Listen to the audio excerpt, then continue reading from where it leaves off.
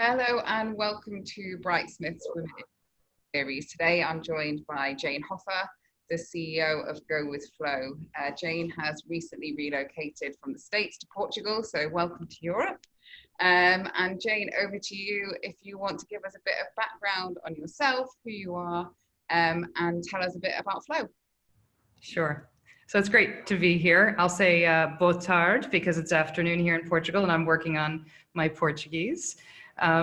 So I'm Jane Hoffer, as you mentioned, the CEO of GoWithFlow. I am an engineer by education. I'm an entrepreneur. I've actually had my own software company, and this is an opportunity here to come to Portugal and join and lead a startup here in a different environment, in a different area, and I'm excited to talk about Flow.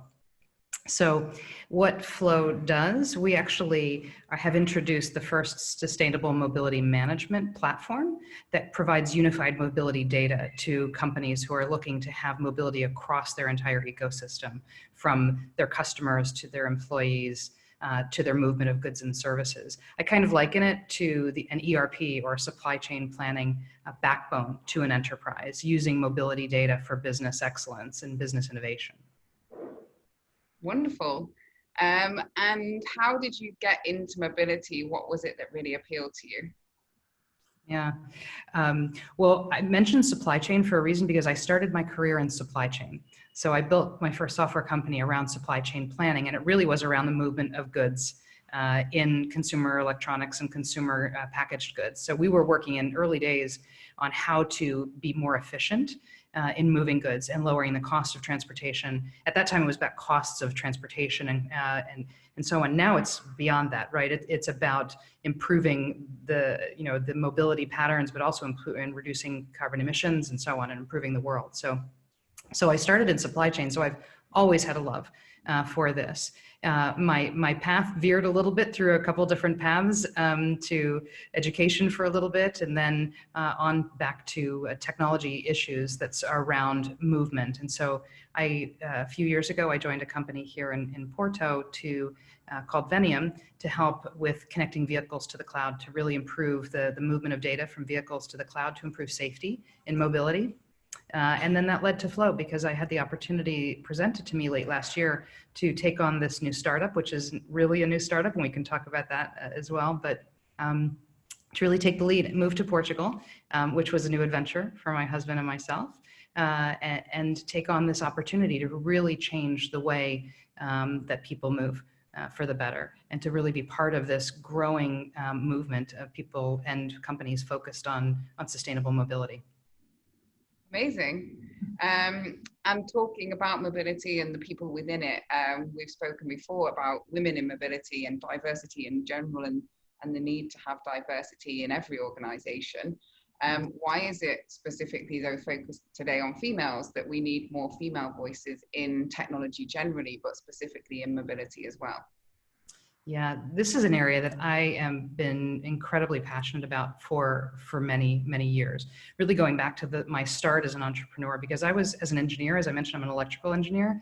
There were very few of us at the table at university, at our first positions. And so, but it was clear when there were women in the room and women at the table, that we get a perspective that we wouldn't otherwise, because it just is the way that it is. So early on, I was a promoter of women's entrepreneurship, getting more women into technology and into that, and then moving really through to looking at what the impact is of women in leadership in technology companies and women on boards. So I spent time really trying to help move that needle. And then as we look at sustainability and we look at the issues we're facing, improving mobility.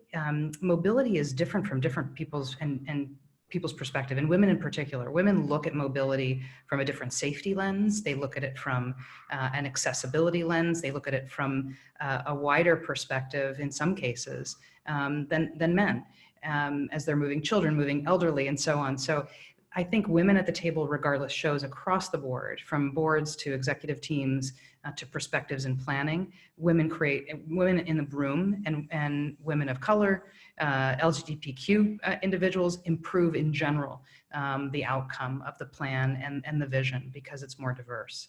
So because we move so much and we move every day, and it's important to have women at the table and women in leadership positions. I couldn't agree more. And your passion shows through about this topic, but also about the industry in general. What is it about the industry that you really love? What makes you tick? Yeah. Well, I think it comes from being a mom, in all honesty. So I have grown children now, hence the reason to pick up and leave the US and come to Portugal.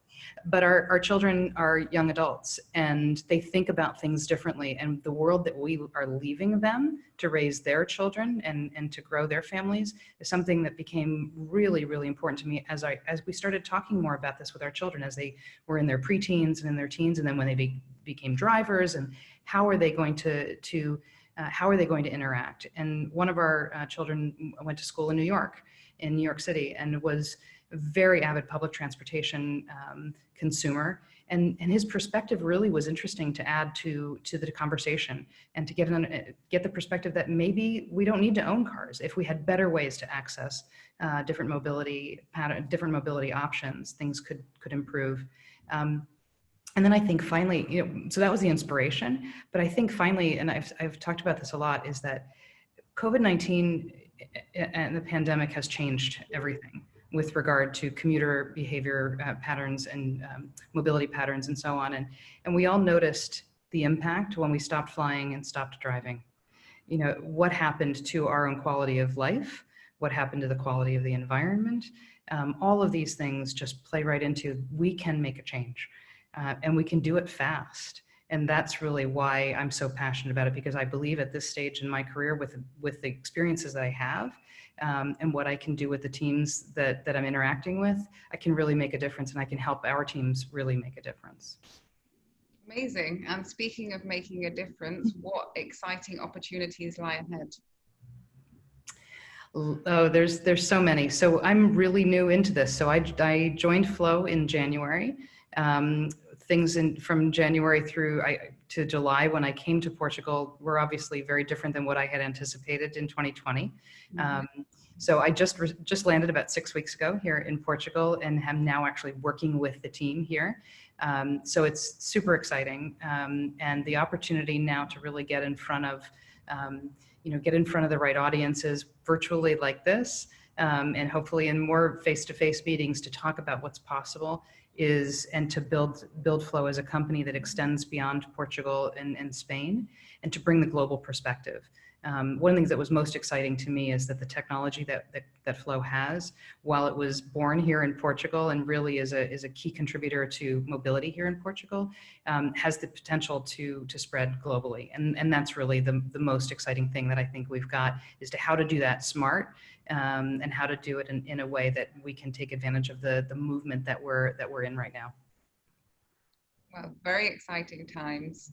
Well, thank you for sharing that. And the last thing I would ask is a thing we talked about it before, about the next generation and inspiring others to join the sector, and not just the next generation in terms of those coming through school or college or university, but also people who potentially work in another sector and could see this as a sideways move, and one which, a lot of people have that passion about the environment, sustainability, clean technology. How can people make that leap into mobility?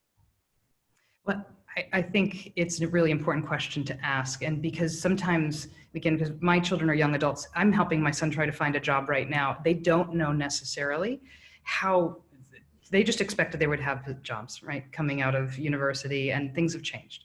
So one of the things that I talk about is that, first of all, you should have a broad perspective, in that, in particularly in transportation, mobility, et cetera, you don't need to be an engineer. You don't have to have a technological background, because there are so many different types of positions, from advocacy to marketing to engineering to planning, et cetera, that take bright minds and curious people. So my point is that don't consider that there is a narrow focus here, and that there's opportunities for all. And what really is interesting is that LinkedIn, this isn't a promotion for LinkedIn, but LinkedIn is amazing as a resource for groups to get together and affinity groups for you to actually tap into and see what's going on. So I would encourage young folks or anybody that is looking to make a change and move into the mobility sector is to join some of the mobility groups. There are a lot out there. There's women in EVs, there's women in mobility, there are, and there's an opportunity when you get within, the mentorship is already there because you have an affinity group. And so you can ask the questions, and don't be afraid to seek out and search and ask for advice. The best opportunities come when you're asking for advice. And so that's the advice I think that I can give. Amazing. And it's what I did when I contacted you, and it worked, and now we're chatting. So thank you very much for being a part of the series and for sharing your wisdom. And I think finally just wanted to wish you well on your adventures in Portugal. I'm looking forward to coming over and seeing you. Invitation is open. And yeah, very excited to see what the future holds with discussions we've had around women in mobility and how we can strengthen the groups in Europe. So thank you very much. My pleasure. So great, Jenny. Thank you. No, thank you. Take care. Take care. Bye-bye.